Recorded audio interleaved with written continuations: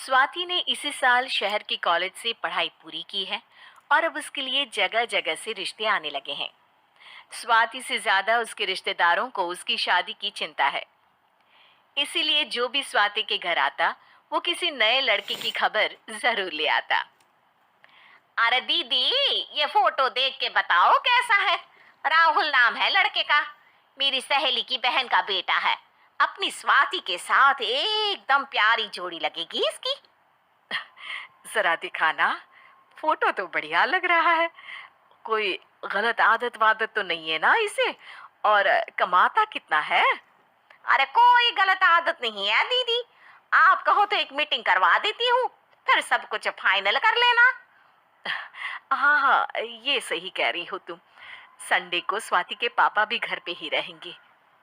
बुआ फिर वहां से चली जाती है और रात को स्वाति की माँ उससे कहती है, स्वाति बेटा, आज कमला बुआ ने एक लड़के की फोटो दिखाई है। संडे को वो लोग मिलने आ रहे हैं। तैयार हो ना तुम बेटा? अरे मम्मी, आप कहाँ कमला बुआ के चक्कर में आ जाती हो। अभी इतनी जल्दी कोई शादी वादी नहीं करनी है मुझे। अरे बेटा, अच्छा लड़का है, बुआ जानती है उसे अच्छे से। हाँ स्वाति बेटा, एक बार मिल तो लो, बाद में देखेंगे आगे क्या करना है। वैसे तो कमला रिश्ता लाई है तो मना करने का तो कोई सवाल ही नहीं उठता। संडे की सुबह होती है और कमला बुआ राहुल और उसके मम्मी पापा को लेकर स्वाति के घर आती है। अरे आइए आइए भाभी, इसे अपना ही घर समझिए। इनसे मिलिए, ये मेरे भैया और ये मेरी भाभी है। नमस्ते भाभी जी। ये है हमारा लड़का राहुल। सरकारी नौकरी की तैयारी कर रहा है ये। वैसे आपकी बेटी कहाँ है? अरे स्वाति बेटा, बाहर आ जाओ। वैसे कितनी पढ़ाई की है स्वाति ने? जी, पोस्ट ग्रेजुएट है हमारी बेटी साइंस में। ये सब तो ठीक है, पर घर संभालना जानती है या नहीं? हमें कौन सी इससे नौकरी करवानी है। नौकरी तो मेरा बेटा करेगा ही। पर मैंने इतनी पढ़ाई की है और आप चाहती हैं कि मैं घर पर ही बैठी रहूं? अरे स्वाति बेटा, ये बड़ों की बात में तुम कहाँ बोल पड़ी। हम सब देख लेंगे क्या करना है क्या नहीं। हम तो इसी बात पर विश्वास करते हैं कि घर के लड़कियां घर में ही रहे तो ज्यादा अच्छा रहता है। वरना भाई साहब, आप तो आजकल के हाल जानते ही हैं, कितनी घटनाएं होने लगी हैं औरतों के खिलाफ। स्वाति बेटा, रसोई का काम तो पूरा जानती हो ना। शादी के बाद तुम्हें ही संभालना है वो सब। अरे बहुत अच्छा खाना बनाती है ये। आप सब लोग इसकी तारीफ करते नहीं थकेंगे। लो भाई, हो गई मीटिंग। अब शादी की तारीख फाइनल कर लेते हैं, क्यों भैया? भाई, हम तो पंडित जी से चर्चा करने के बाद ही तारीख फाइनल करेंगे। सालों से हम उनकी बातें मानते हुए आ रहे हैं। लड़के वाले और कमला बुआ की बातें सुनकर स्वाति एकदम नाराज हो जाती है और उसे लगने लगता है कि शादी के बाद उसे घर पर ही बैठना पड़ेगा। लेकिन घर वालों के आगे उसकी एक नहीं चलती और उसे शादी के लिए हाँ कहना पड़ता है। शादी का दिन आ जाता है और सब मंडप में जमा होते हैं। अब फेरों का समय हो गया है। अब कन्या अपने वर से 7 वचन मांगेगी। आप किसी धार्मिक आयोजन में जाए तो मुझे भी ले जाएंगे।